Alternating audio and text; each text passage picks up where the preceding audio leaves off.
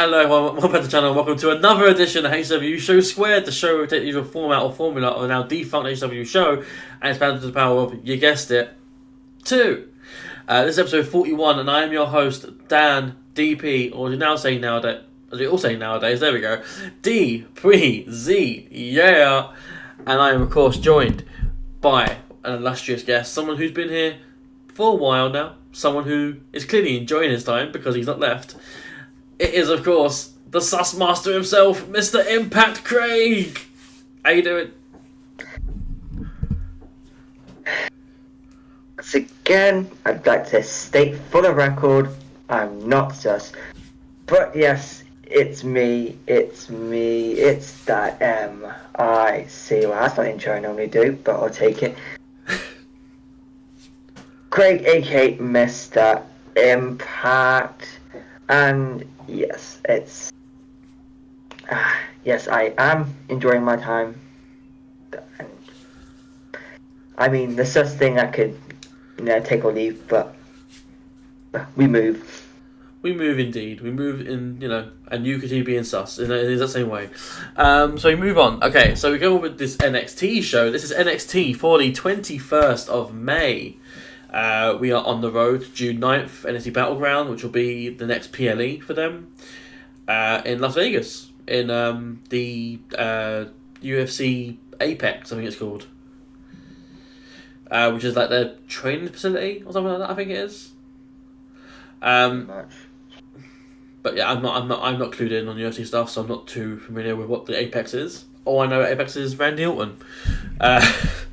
I don't think they're doing the show inside of Randy Orton. So I mean, interesting concept. If we just miniaturize everyone in NXT, and then we just like put them inside Randy's ear canal, and then yeah, why not?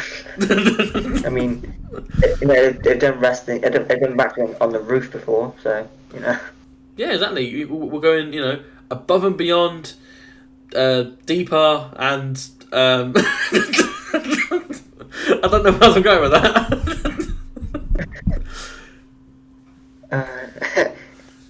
Yeah, that's probably the most strangest tangent I've ever been on. A little bit. But yeah, that's like reason for me to saying that Battlegrounds in Vegas, like. Like, I don't know how I'm getting to those tangents, like, those tandems, like, but yeah, sorry, so this is, as I said, for NXT 21st of May, we're 2 weeks out, I think, 2 or 3 weeks out from Battleground, and we kick off the way a wrestling show should, with a wrestling match. The first thing we have here is the NXT Women's North American Championship ladder match qualifier between Thea Hale and Fallon Henley. Fallon wins with a Shining Wizard and qualifies. So at this point, so far, no surprise qualifications. I rated the match 3 stars. It got about 10 minutes, and honestly, I had no issues with the match. It was a little messy at times, but that happens naturally. In basically every match, really, so it's natural to see that. I did like the heel tactic of bringing in a chair to bait Chase U and Ridge into taking it from her and then playing the victim of, they're going to hit me with it. It's a little cliche, but I do appreciate it. And then that, of course, leads to Chase U being thrown out. I do appreciate as well Fallon's heel turn and subsequent run so far. With each week that passes, I'm seeing a slight improvement on something. I'm seeing slight development. I'm seeing more, probably out of these last few weeks than I've seen out of Fallon in the last few years. So, yeah, I think she's got a good enough understanding of the basics required to be a heel character. But yeah, those are my general thoughts on it. What about you? Yeah, I can't disagree on too much. It is very, very nicely done.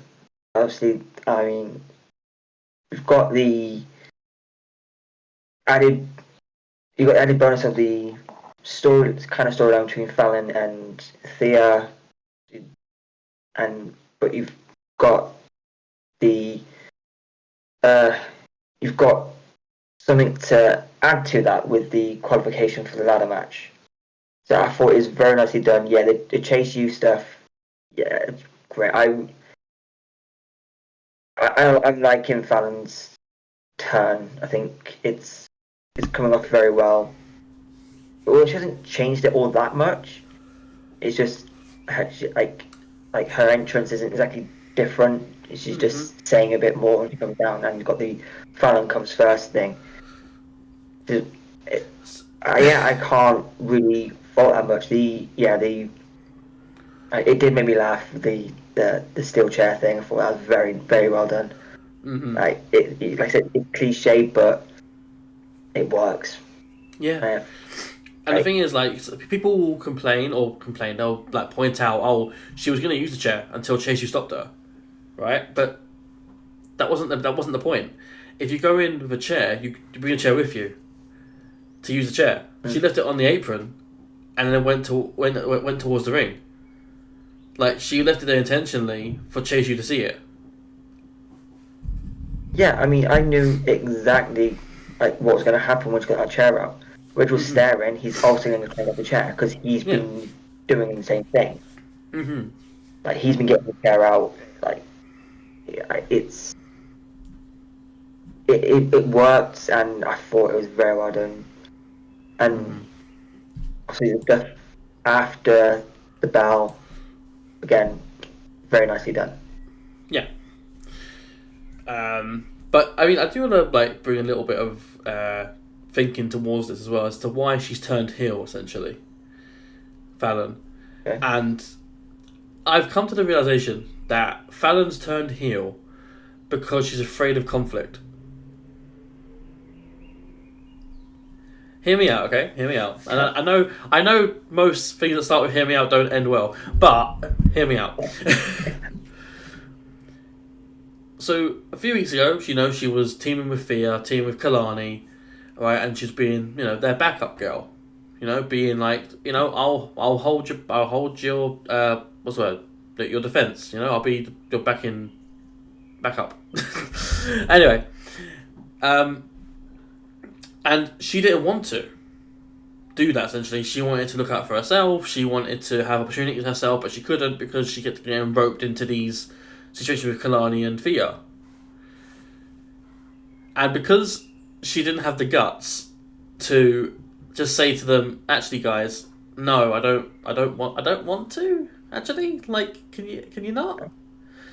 Like, I wanna like go after, JC Jane, or I wanna win a title myself. I don't wanna keep doing these trio matches or these tag matches, I wanna, fight my own battles, I wanna be myself. So instead of doing all that, she thought the best way of doing this is just to attack Thea, because she didn't want to face him like that. I mean, I can definitely follow your train of thought, but I guess I'll go with that because up until started doing this, I hadn't really seen much of NXT. It was just the PLEs I'd watch. Yeah. So, yeah, I mean, we'll go with that. Fair enough. I do genuinely like this heel turn.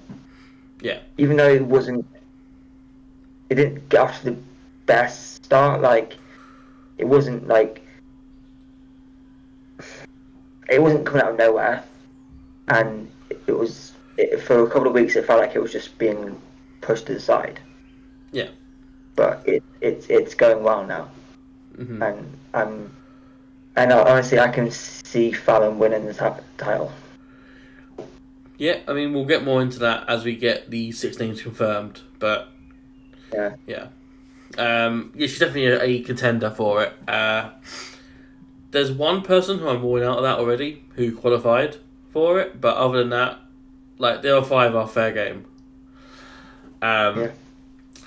Anyway, so after the match, things happen. She leaves. Fallon leaves. That is, and suddenly here comes Jasmine Nix and attacks Thea Hale. So we're not, we ain't done yet with Thea and JC, I guess. I thought we were done with that. Yeah. Also, shout out to Jasmine Nix, because she does the cleanest keep up I've seen in a long time. Yeah. Fire. Like, it's ridiculous. Like, it's very fluid, and she lands directly on her feet, like, almost in, like, a backwards sort of, like, replay of herself, like, falling to the ground. Like, it's how well the body sort of destructures itself into the upward position. That's insane. Very athletic. And I don't think there's any doubt of Jasmine's athletic background or anything like that, but this just solidifies it. Yeah, I completely agree. And in terms of Thea and JC, like, maybe it was done, but they realized they can add a bit more to it now that Thea broke her nose. I guess. You know, it's fair enough she'd want to get her own back a little bit again. Mm-hmm. I mean, she did lose the match, but problem we're going to have is if JC wins this, they've got to have another match. Yeah. But then, what if Thea wins again and then re-breaks JC's nose? Is that grounds for another one? I mean, once the nose is broken, isn't it just broken? Like, it can't be fixed, can it? I have no idea. I assume we fix it. I want JC to come back with the mask, the see-through mask thing. The dashing mask. Yeah. I don't know. I mean, I suppose there's no bone, is there, in the nose? So it can't be broken, can it? No. I don't know, but like it's. I mean, I imagine it's like going to cause some permanent damage either way. Oh yeah, of course, yeah. I mean, it would, like, any injury like that would. But yeah, that was the opening part. Yeah. Cool. I enjoyed it, to be fair. It's revealed that because of Gaz's attack last week, Ivar has been taken out of the Triple Threat North American title match, contendership match, which of course we knew before Ivar was already injured. He's been working injured, and he's been working apparently on borrowed time, to quote what he said, which sucks, obviously. And we wish him the best in recovery, and hopefully he's back soon. But don't push it, like don't try and Superman your way out of it. Like, just let recovery happen, let the rehab happen, let whatever you got to do, just do it. Yeah, 1,000%. Only come back when you're 100%. I mean, I suppose as a wrestler, you're never 100%, but as close as you can possibly be. Yeah, precisely. But yeah, so following on from that, we're showing a bunch of social media posts involving a recap from last week, and other messages between Josh Briggs, Wesley, and Ava. Joe Coffey has been added to the title contention because both Wes and Briggs want to kick his ass. That's not grounds for a title contention, but we move on, I guess. We move on to the NXT Tag Team title match. The D'Angelo family, Stax and Luca Crucifino, taking on the champions Nathan Frazier and Axiom. This match came about because of a backstage encounter where Stax and Luca challenged Nathan and Axiom to a match for titles, and they accepted because they don't turn down NXT challengers. That's it. But no, the match itself, Frazier and Axiom retain with a cradle pin from Nathan on Stax following interference from the NQCC taking out Tony D'Angelo. I rated it 2.5 stars. Honestly, I didn't feel the click with this match. It was 10 minutes long, which is always a good thing. It's not too short, it's not too long. It's the right amount of length, which is good to see. But to me, there was just a lack of in-ring chemistry between these four. Like, they put on good individual performances, which would have been great if it was a Fatal 4-Way, but it wasn't. It was a tag team match. There wasn't really tag chemistry between these four. And I don't know. I don't know if that's because maybe Stax and Luca aren't used to high flyers as much. Maybe I don't know. Or maybe there's a saying about Stax and Luca that Nathan and Frazier can't work with, or I don't know. But either way, as I keep saying, it's a developmental brand. It's gonna be like this. You're gonna encounter things and hiccups like this, and it's just make it your objective to overcome these these barriers, and move on, improve yourselves, improve your arsenal, so to speak. But yeah, that's just how I felt about it. I will point out as well that despite the NQCC interference, Nathan and Axiom don't seem to care how they get their wins or their attentions. Because despite being the babyface team, they seem pretty happy that an interference win cost their opponents the match for them to win. So they could be faces still, but just not in the traditional sense that we know a face to be. I mean, I suppose it wasn't an interference in the match. It was just an outside interference. Mm-hmm. So, like, if Stax and Luca really wanted to, they could have just paid attention to the match. Yeah. They decided to see what was going on outside. Mm-hmm. And also, another note as well is after the cradle pin from Nathan, Stax went straight outside to attack. To help Tony. So did he accept that he was getting pinned there? Was his priority on the Don? Yeah, that was my thought. It looked like he would just hope and pin me type of thing. Yeah, end the match so I can help the Don. Yeah. So to quote Eric Bischoff, for the love of all Tony, just pin him. I don't know. I feel like Tony has to get his men in order, because if your underboss is not worried about gold around title belts, is he truly got the family stick of value? This is it. I mean, as far as the match went,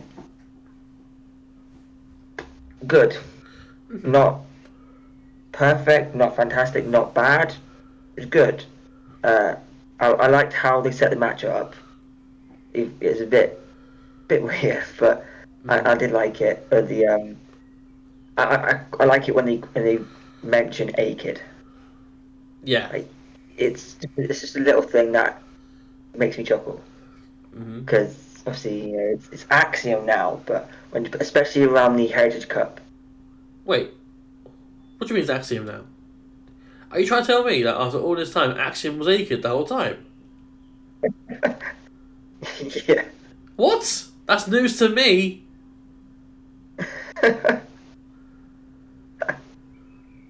Yeah, especially when the Heritage Cup comes out and they point, because I think A-Kid was the first winner of it. If I remember rightly. Yeah, he was. Yeah. Yeah. I kind of like that little. Just the little references and stuff. It just makes me chuckle. Yeah. And if I was a traditional obnoxious commentator, I would say, "Oh, A-Kid, action means a man." It doesn't. Yeah. I liked it. I thought, yeah, I mean, Fraser and Axiom are fighting champions at least. Yeah, absolutely. But it's just, I don't know, if I'm them, is the win not tainted? Is the retention there not tainted because of the interference? I know you said it was outside, and there was no, they didn't attack Stax or Luca. There's no DQ involvement in it. But isn't the distraction win a tainted win? And should the faces really be looking at that as a successful defense, or at least one to be proud of anyway? I mean, it obviously all depends on their mentality of it could be just get the win, or cause they've won by roll up a few times. Yeah. Like, it beat the Authors of Pain with a roll up. Yeah, but there was no interference in that one. That was a clean roll up. I mean, they were a bit distracted because Cross and Scarlet were being thrown out. Maybe. Yeah, but all I did like the match. I like Fraser and Axiom. Yeah. Because it's just styles that aren't exactly the same, but are similar, and they can just work it out quite well. Yeah, precisely. I think like as teams, like independently teams, like they got chemistry to work together. It's just for some reason for me, these four just didn't click. As in like team to team. Like if you're based on individual performance, they are all fine. Luca of course being the one who is I think the least experienced out of the four of them. But ultimately they were all, good to okay. Like, it was just, I don't know, as teams, they just didn't click for me. That's all. Well, what a bad match. It was just, like I said, just didn't click for me. Sometimes it just doesn't. Exactly. And I've got no issue with Fraser in action or Stacks and Luca. Like, it's just one of those things that happens every now and then. Yeah. So we move on. Well. Yeah. We move on to the next part of the show, which was the post-match afterwards. And, Fraser and Axiom are celebrating their win, because that's what they do. And, their tainted win, and I'm really trying to put this on as long as I can. And, they're celebrating their win, the ref lifts their arms, they won the titles, and then we move on to the next part of the show. We go backstage. No. No. They are celebrating and suddenly they're attacked. But who are they attacked by?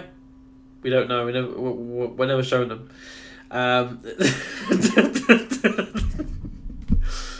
No. It was, of course, good old Gallows and Anderson, the OC.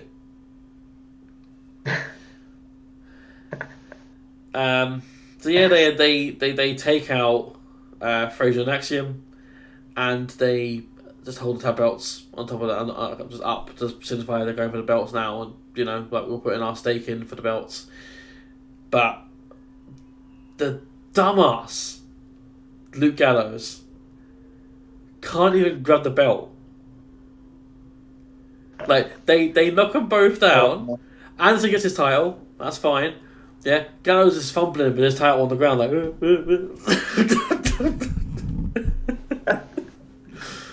I don't know if you caught that or not, but. Yeah. It's gonna happen. It's not gonna. Battleground is happening. I don't want it to happen.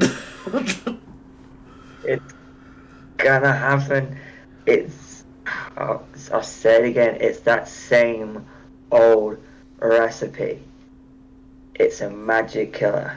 So 1, 2, 3, and adjust to wheat. Sorry, what? I fell asleep. Sorry. We move on quite swiftly, please. To backstage. It is Mr. Stone. He's looking for a new client because, well, his old client got released from the company. Moving on though, Lexus King's here. He's trying to get Mr. Stone to hitch his wagon to Lexus King. However, Stone wants none of it. In comes Ava, but no one's said her name. So why is she here? Why is she appearing? Other than me saying her name right now. It's that GM sensei. That's goddamn general manager sense. But no, she announces that Lexus will be in a match tonight against a mystery opponent, which could be Mr. Stone.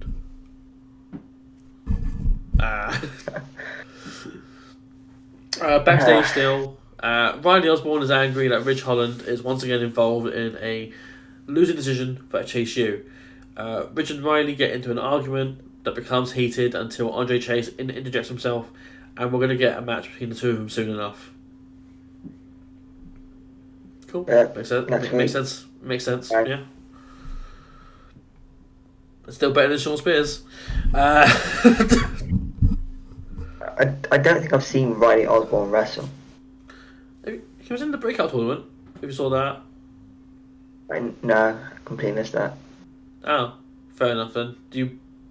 This will be the first match I've seen Riley Osborne involved in. It's Wow. Ridge. Well, last week, surely he was in the tag match with Ridge. I didn't watch last week. Unbelievable. Didn't see it. Here I am watching it week in, week out. If I don't have to review it, I'm not watching it. Fair enough. So now we move on now to the NXT North American Championship #1 contenders match between Wesley, Josh Briggs, and Joe Coffey. Why is he here? No one knows. Femi is on commentary for this. He offers a little bit of insight, which is pretty cool. Yeah. There is some controversy in the result, as a collision between Coffey and Wesley result in both men pinning Josh Briggs. So the official result is Joe Coffey and Wesley defeat Josh Briggs in what sounds like a weird handicap match. Yeah. I rated it 3.25 stars. This is probably my match of the night. These three have some good chemistry, surprisingly. I can't help but feel a bit bad for Briggs. How many of these matches for the North American title or North American contendership has he been involved in to lose? He's lost a lot of matches. Yeah. Like, just give him something else to do. Like, the people on the roster who aren't doing anything, let him feud with someone. Let him fight Brooks Jensen. Like, what are you doing now? Yeah. Just give him something. Something. Go after the Heritage Cup. Tony has that now. Like, go after that. But yeah, in regards to the match itself, it seems that we've got two scenarios. Joe Coffey and Wesley compete between themselves to determine #1 contender, or we get a triple threat at a Battleground. We do get an answer at that, but not yet. So to be fair though, it's not bad. Like, 'cause before we were looking at a bigger issue. We were looking at a 4-way between Femi, Briggs, Ivar, and Wesley, where Wesley is, the small man among 3 big men. Yeah. And now, obviously, with the removal of Ivar and with Briggs losing, we're looking at a much better scenario with either the singles match or a triple threat. Because if it's triple threat, he's not as big as Ivar or Ofemi. Like, he's sort of like an in-between between Wes and Oba. Yeah. So if it's a triple threat, I'm not against it. No. I'll be cool with that. I just have an issue with Dallas in general. Yeah. Like, they're on and off for months. Mm-hmm. Like, they're away for months, a month. They come back, get a title match, and they're gone again. Like, I mean, so you won't get into it, but there's that issue with Joe Coffey from a few years ago. Mm-hmm. And wait, no, we're not getting into that. No.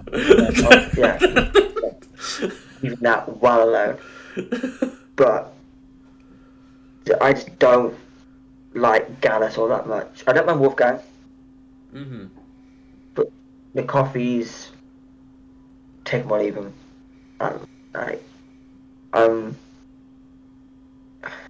I mean, objectively, Joe Coffey and Pete Dunne had a great match at TakeOver Cardiff. Cardiff. No, Blackpool. Cardiff. I forget. I think it was Blackpool. Because it was Bate and Walter at Cardiff, and it was Coffey and Dunn at Blackpool. Oh, okay, yeah. As Walter's debut. Yeah. That's right, yeah, it was dude. Yeah, I remember now. Yeah. But yeah. But So what did you think of the match? Fine. Like, obviously, it probably was a really good match, but it's just, I don't like Joe Coffey, and I don't enjoy watching what he does. Mm-hmm. So it kind of tainted the match for me. Mm-hmm. But, I mean, the finish was interesting. Like, obviously, that happens a lot in wrestling where, like, watch both of them pin, but then someone else kicks out. Yeah. So, but Like, they actually did it this time. I have two issues with the way the match ended, and I'm not against it being triple threat, but the way it ended, it's just I have two issues. Josh Briggs was laid out outside by Gallus, and then that resulted in him being thrown back into the ring to the point where he was, able to get pinned. He was in the ring unpinned for a good minute and a half, 2 minutes. Like, we're looking at like Booker T level 2003, like WrestleMania 19 levels of that. Like, and he still didn't kick out. Secondly, since when has a pin on the legs count as a pin? Yeah. Exactly. How is that a pin? Because they collide, and then Coffey falls on top of Briggs, so his arm's over him, so that is a pin. And then Wes is like covering his legs. Yeah. I don't know. I mean, obviously, as far as I'm aware, the only real rule of a pin is the shoulders have to be down. Yeah, I suppose, but Both shoulders have to be on a flat. So, I mean, who did Big Show pin against the wall? Pin him on the wall. Yeah, I remember that vaguely. Ah, For the hardcore championship, if I remember him. I want to say it's Raven, but I don't know. I mean, it was probably Chris Holly. Yeah, maybe. It's for the hardcore title. I don't fully remember. I suppose that counted because it's a flat surface and shoulders are down. Mm-hmm. But the leg, I don't know where you have to be positioned for it to be a pin. Yeah, I guess it's just I've never seen someone pin the legs, so I guess there's no precedent for it. Yeah. So that referee on NXT has now set the precedent that a pin over legs is a fully legal tender pin. It's legal tender. Yeah, that's the thing now. Like you can't. That's happening. Like you can't go back on that now. Yeah. So if we see that at Battleground or in the future, not a pin. No, we know it's not wrong. That's happening. So we move on from that. Backstage, Natalia and Karma Petrovic are confident in a win later. More on that later. Backstage, though, on the other end of that spectrum, Edris Enove is not confident in anything other than he's surrounded in bad luck. So Malik and Edris won't be there to support Brindley Reese, who's working out in the same room. Brindley's okay with this though, and it's all about confidence, not luck. And then she cartwheels off screen. Oh, so good. These three I love this. Yeah, these three are becoming one of my favourite things right now in NXT. Yeah, it's so good. Yeah.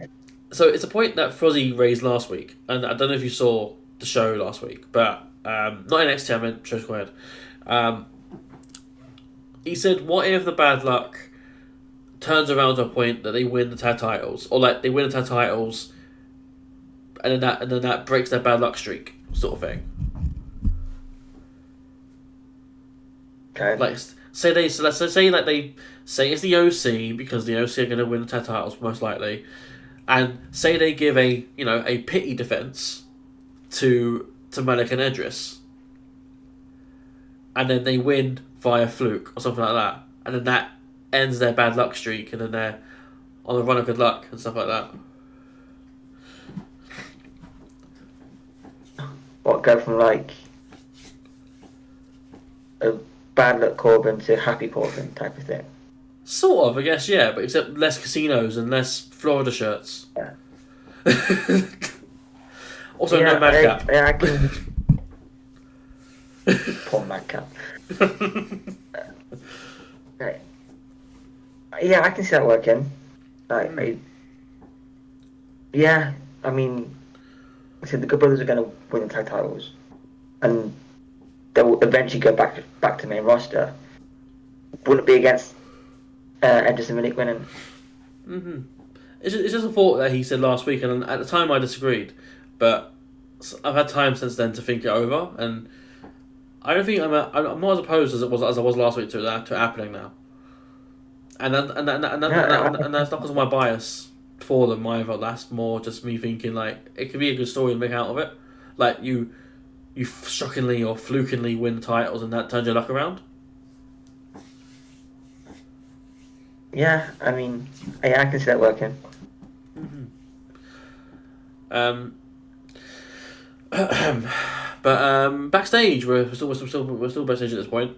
It's Ava again. She's back here once again on this show, and she's in her office with Ofemi, reviewing the footage from the triple threat match that just happened, and Ava makes the call to make the North American title match a triple threat match. So it's gonna be Ofemi, Joe Coffey, and Wesley. Hey you. Yeah, you. Do you like this video? There is a button. It's a very sexy button. It says subscribe on it. I wish I could click on it, but YouTube won't let me. Damn fuckers. I'm not against it. No, yeah, fine. Let's see how it goes. I'm praying for Wesley win here, but I don't see it. No, it's gonna be the big Oba. Like he needs more names to put on his list. Yeah. There's been a lot of triple threat. Yeah, it has actually, and I think that could be maybe to hide Oba's inexperience. Maybe. Yeah, could be. It could be that, but obviously that's not a kayfabe reason. That's just a purely speculatory reasoning for on my part for that. I think Oba's pretty good. He's obviously showing signs of inexperience. He's still a bit green, but it's not as bad as other people who've come through NXT who've been green. Like having him in triple threats has done him a world of good because he's looked powerful. Yeah, precisely. And like Dijak Briggs Oba is a phenomenal match. Yeah. I've watched that like twice. It's just great. Mm-hmm. So we move on now to a bit that's even worse than the OC. It's revealed that rapper Sexy Red will be at NXT next week. And I have a question. Why? 9 times out of 10, rappers being involved in either in wrestling, in like live wrestling, is either them live singing a song, or more accurately, butchering their songs, or they're involved in a poorly produced segment, or on a rare occasion they have a match. Bad Bunny being the only example of a recent rapper who did okay. Yeah. Why is she getting involved in this? Why is NXT allowing it? Or WWE allowing this? More importantly, who is she? I have no idea who this person is. Like, am I just like completely out of touch with what's going on? Is she like? I don't know. I don't know. I mean, I think I've seen maybe one tweet from her where that NXT retweeted about her coming. Like she said something like, "Oh, I might RKO someone."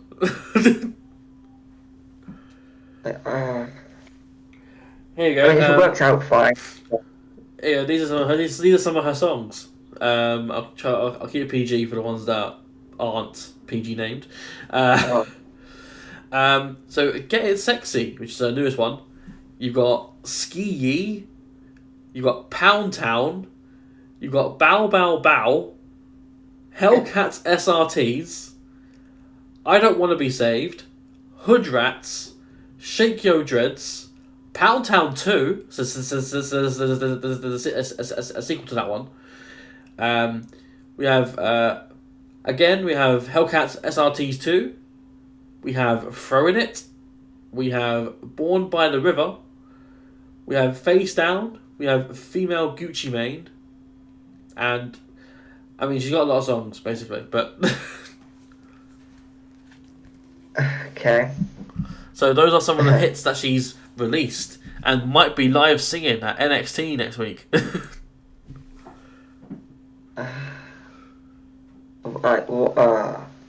I'm not typically a fan of this.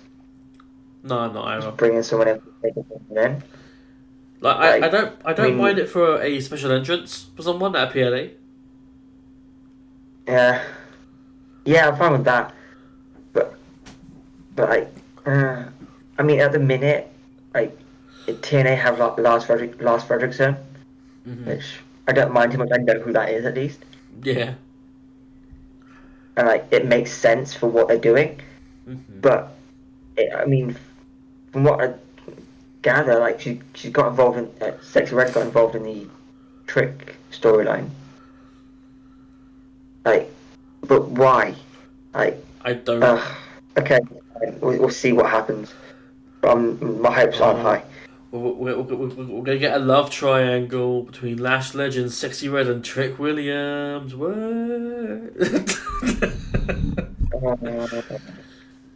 No, I don't know the reasoning as to why she's there, but yeah.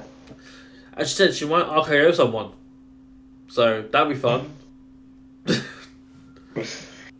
Basically, the lowest bar is Snoop Dogg throwing that punch at Miz.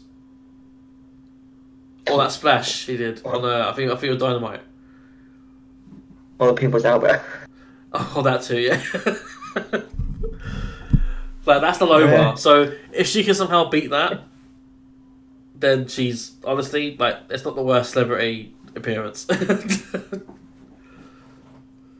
But the peak is probably Bad Bunny's Canadian Destroyer. Yeah, absolutely. Yeah, I think that's better. I think that's better than the street fight that you have with Damian Priest. Huh? As a match, yeah, because there's a lot of involvement in that street fight. Yeah.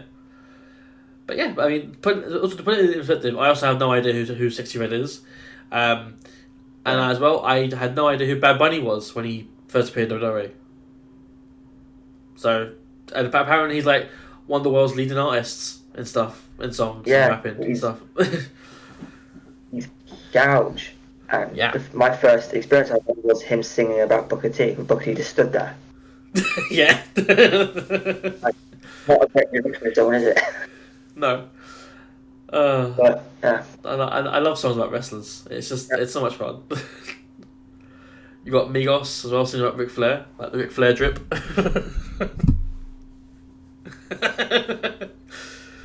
Right, but nothing will beat Bar for Super Alexa Bliss. No, that's a good shout. I do like the Rock song about eating pie. Don't want your crusty ass pie. Yeah. Yeah. Yeah. It should. Yeah. Let's see what happens with Sexy Red. Yes. So let's move on. For some reason, we really spoke about that. Got proper involved in that one. Yeah.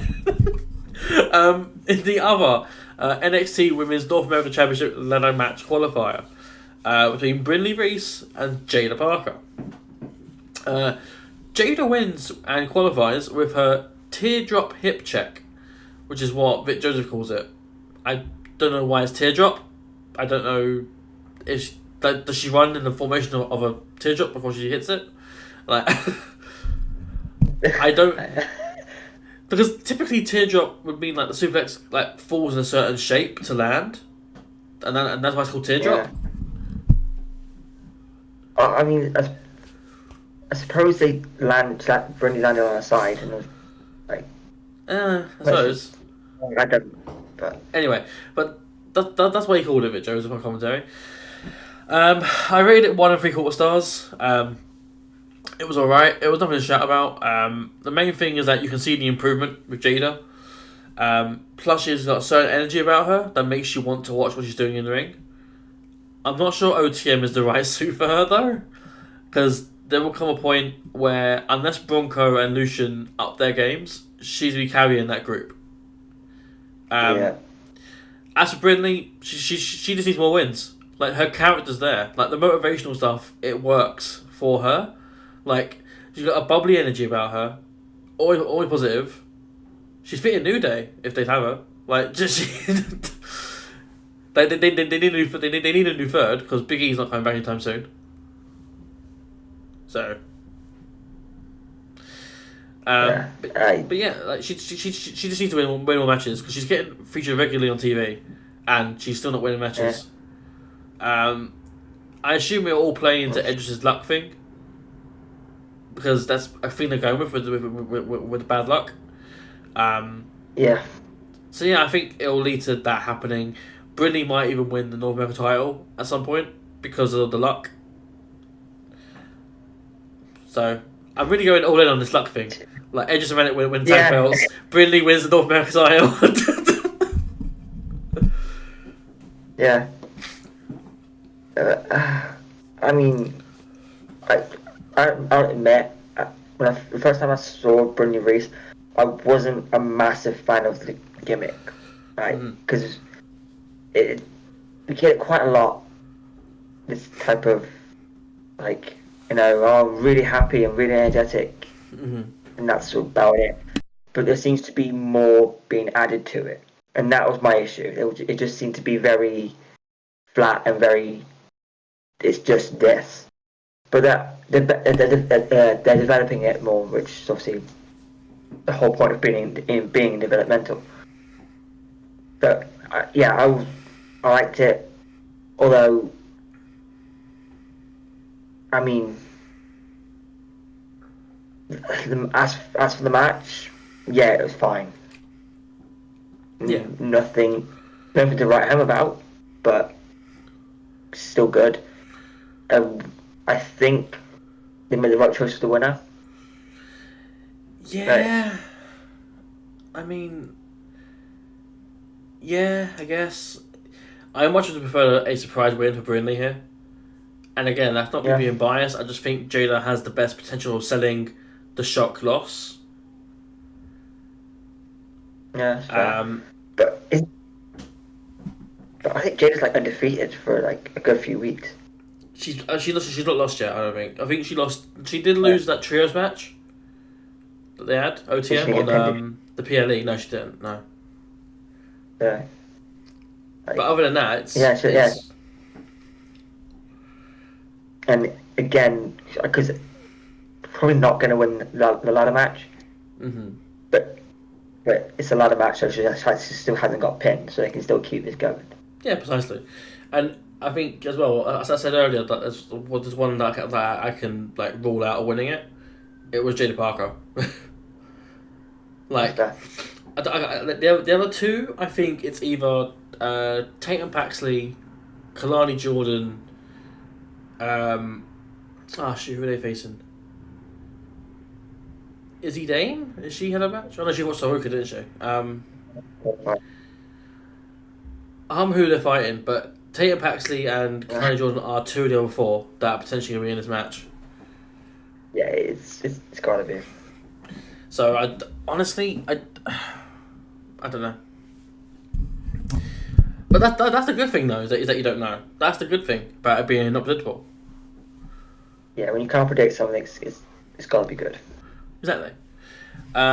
Even when it is predictable, like if you can enjoy it on that level, like of it just being a match that you think you know the result to, like it can still be enjoyable. It can still be a great match. Oh yeah, I love ladder matches. It's my favorite stipulation ever. Like it's something about a ladder match, and I like and especially when it got multiple people in there. Like Yeah. I'm all for it. You can cause some carnage. Yeah. Yeah, I'm just for it.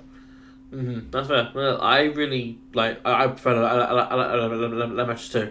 They're behind. They're not my second favorite behind the Rumble itself.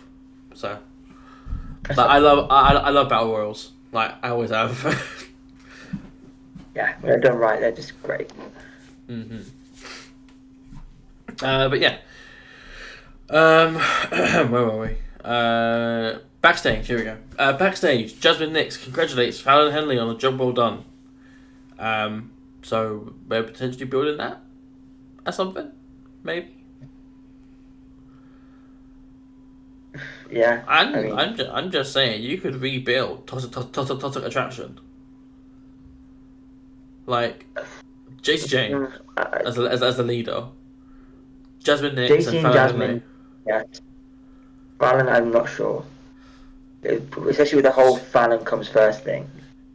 Yeah, true. Like, She has that country grit that Yeah.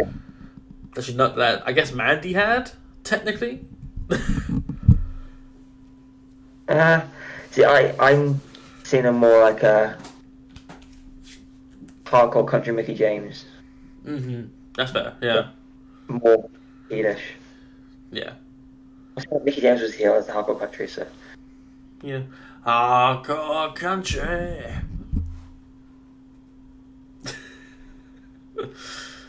Every time I hear that, my mind immediately goes to Taz because he used to sing it on commentary. Oh, my mind goes to Rev Pro. Yeah, that's fair. So yeah, after that, we're potentially looking at maybe, I don't know, some sort of reunion or maybe some sort of feud. I don't know yet. Lions. Yeah, but moving on from that. So, yeah. So we move on though, and we see a vignette. We're showing someone's morning routine.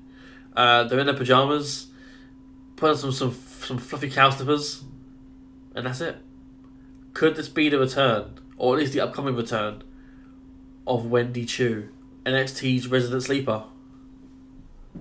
Yes, mate. Do it. Love Wendy Chu. Exactly. Anyway, so Wendy Chu is potentially coming back.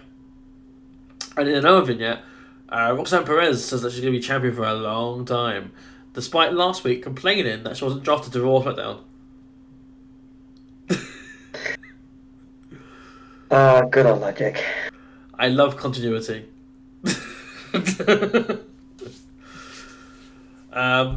So yeah, we move on to Ava again. Ava's back for the 4th time this show. She's agreed something on her phone. That's it. That's literally it. She says, "Oh, I've agreed something with Adam Pearce and with Nick Aldis," and that's it.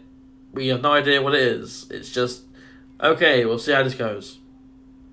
Well, it's Roxanne's next opponent. More likely, yeah. And it's obviously something they're roster. Yeah, or the other thing I've been hearing, it could be Julia. But Julia's injured, so I don't know how well it's going to work. Yeah, she's out for a while with a broken wrist. So that's... Yeah, I think that's probably out the window. Yeah. I mean, why would she have to agree with Adam Pearce and Nick Aldis for just one person? It's Roman Reigns. Roman Reigns is going after the NXT Women's Championship. Raise those ones for the latest NXT Women's Champion, Roman Reigns. Oh. Oh, yeah. But in reality, I mean, it's wrestling, no reality, but yeah. I don't know. I assume it'd have to be a free agent or something. I don't know why you do. Yeah, why would they? Yeah, or as I say that, what scenario would need to agree with both GMs if it was someone who was signed to one roster? Yeah. So if you're triple threat, seems most likely. But then saying that, who would it be? Maybe the runner up to the Queen of the Ring. So that would be Lyra or Nia. Or Lyra again.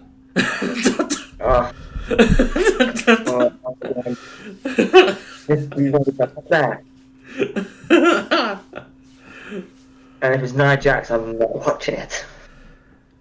I think Nia's winning King of the Queen of the Ring personally. Yeah. I don't know. The gimmick suits a hill more, and I think Nia being intolerable with the crowd would be quite amusing. Yeah, probably. So yeah, Lyra and Roxanne, part 3. Yeah. Part 4? I don't know anymore. But yeah, so following on from that though, Vic Joseph tries to speculate what Ava was talking about while Booker T rants about stuff. Sorry. I've got the quote here that he says. Booker T rants, "Oh, the TV star, the star of all television, Japan, England, Sambuca, everywhere. Oh yes, his name is Lexis." So I did a quick search on Google when I heard this because I'm pretty sure Sambuca's not a place. Yeah. It turns out there's a place called Sambuca di Sicilia, which is a small province within Sicily, Italy. Which I don't think Booker T meant, but... Also, I'm pretty sure Lexus King or Brian Pillman Jr. hasn't been to the UK. Like, I haven't seen him booked anywhere. I don't know. But yeah, or Japan for that matter. So yeah, it turns out Booker T was not ranting about the thing that Ava was talking about. He's just ranting about the next match, which is of course Lexus King. Yeah. Everyone's favourite. He's here to wrestle a match. So he's here facing. Nope, he's doing a promo first. He brags that whoever he faces will join a list of people he's beaten. And in 2024, he says he's virtually unbeaten. But here comes his opponent. If you watch NXT Level Up, you'll know who it is. He's really over with the crowd. It's Lexus King versus Dante Chen. Dante Chen, the same man that Lexus beat in his in-ring debut at Halloween Havoc last year. So I don't know if that's intentional or not, but no one mentions it at all. So I'm assuming they forgot about that. I covered that show on the Show Squared. I talked about Dante Chen then, and and this is the next time that I'm doing it. Again. But yeah, Dante Chen wins with the inside cradle counter of the coronation. I rated it 1.5 stars. Dante Chen is really over, which is quite surprising to me. I don't see much in Dante. He's fine. He's kind of just, like not as bad as Lexus, but when you've got this as the match, it's not going to hit well. And for me, it just didn't. Dante wins though, which is cool, and I'm assuming that there's going to be a rematch sometime soon. Yeah, kind of have to be. Yeah. Yeah, which is fine. I mean, I don't know what else I can really say on it. Yeah, Dante Chen massively over. Mm-hmm. Like, I didn't know he was. It's like, I don't watch Level Up. Yeah, people knew to do that. So who the NXT kind of took paying attention? I knew that because I watched Level Up, and that's the only reason why I knew that. Like Yeah. I don't cover it on here though because I'd have to like put time constrictions on when I do this as well, and then it's awkward because it's on a Friday as well, the show. Yeah. So, yeah, Deity wins, and that's cool, I guess. I suppose I wrote no notes on the main event. That's great. Anyway, backstage, Shayna and Lola Vice are confident, but Shayna asks Lola to keep the dancing backstage. Lola can't help herself though because she's Latina, so that just means that she has to dance. I guess. Is that a thing? I don't know. I'm not Latina.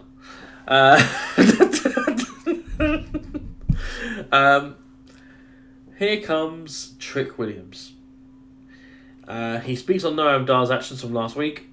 Says that it wasn't him who attacked Noam, but in come Metaphor. There were three, that is. Jakara and Oro are flaming the fires, insisting that it is Trick who did it, or him or Javon Evans at the very least. But Lash pipes up saying, it's not Trick, it couldn't have been Trick who attacked Noam. But why? But anyway, accusations fly between Trick Williams and Javon Evans. They're maintained being thrown out. When suddenly, here comes Joe Coffey? Why is he here? He says that we're probably wondering why he's here, and he'd be correct because I was wondering that. And that Trick's about to find out. He's then attacked by Wolfgang and Mark Coffey. So it seems that Gallus are looking for total control. So I expect them soon to go after Nathan and Axiom. Yeah. But also they're just. A thought of mine came up while they were doing this. They're all Scottish, right? Joe, Mark, and Wolfgang. So's Noam. Yeah. So could this be a conspiracy? And Noam joins Gallus? I mean, I don't know if it'd suit Gallus. He joins his countrymen. I mean, they've got a history, HCW. Yeah. Just an idea that came in my head as I was writing my notes. So it's very WWE, you know, I mean, to put people together who are like of the same background, like. Yeah, it won't be the first time. Mm-hmm. I mean, just look at OWO. Yeah. Look at the guy Devil Tasma. Look at the Pride. Yeah. Anyway, so yeah, that seems to be what we're going with now. Trick Williams is going to be. Oh, sorry, Javon Evans helps out as well, but he's also laid out by Gallus. Meanwhile, Jakara and Oro are just, yeah, go on, get him. Yeah, get him. I really like Jakara. She's good. Yeah, I like really Jakara a lot. Yeah, she really is. A lot of character there. Mm-hmm. Backstage, Ava is here once again. Right. Okay. Yeah. She congratulates Dante Chen and Mr. Stone on a job well done. And that's pretty much it. And then we move on to the main event of the night. Turns out I did write notes for this. It was just formatted together, so I didn't see it separated. Natalia and Carmen Petrovic against Lola Vice and Shayna Baszler. The culmination of a feud. As you have the boat and the karate expert or judo expert or wherever she is taking on the Queen of Spades and the future of women's wrestling. Load of advice. Natalia and Carmen win with the heart attack on Lola Vice. I rated this 2 3/4 stars. It was kind of weird to have a standard tag match main eventing, but it is different, so I'll give them that. Plus, the Heart Attack they look pretty good. Like Yeah, I liked it. it's not as good as as the original Heart Attack, but like I think Natty's pretty qualified to do the Heart Attack. Yeah. Yeah. Just a little bit, Yeah. Yeah. Yeah. I think she can pull it off. Yeah. Don't know what it is. It's just something about her.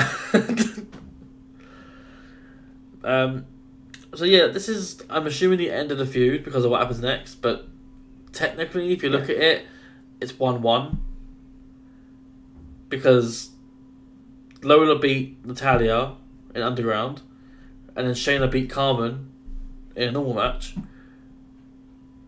So this makes it 1-1 technically, or 2-1. I don't know.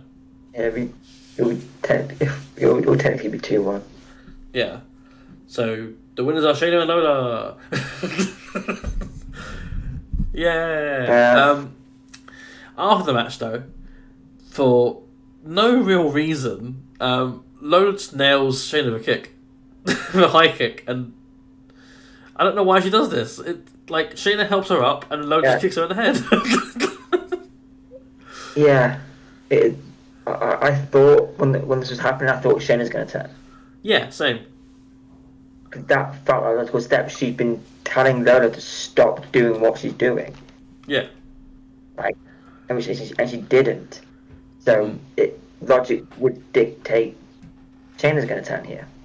Yeah. But, no, in fact, it was the Future who turned. So she lays out Shayna and just dances. She dances and dances and dances. Go to the apron, dances, and she's dancing for an uncomfortably long time. To the point where that they're setting up something here. And then behind her, you see Shayna in the background, standing up behind her. Great shot. And then I love it. she gets Lola in a sleeper hole, and eventually locks in the Kyofuji clutch, which puts Lola to sleep. And then there's a separation, which leads to Ava coming out again for the 6th time on this show. She's everywhere on this show. She announces that they're going to have a match at Battleground, Lola and Shayna. Shayna takes the mic from Ava, which is a fine, in my opinion.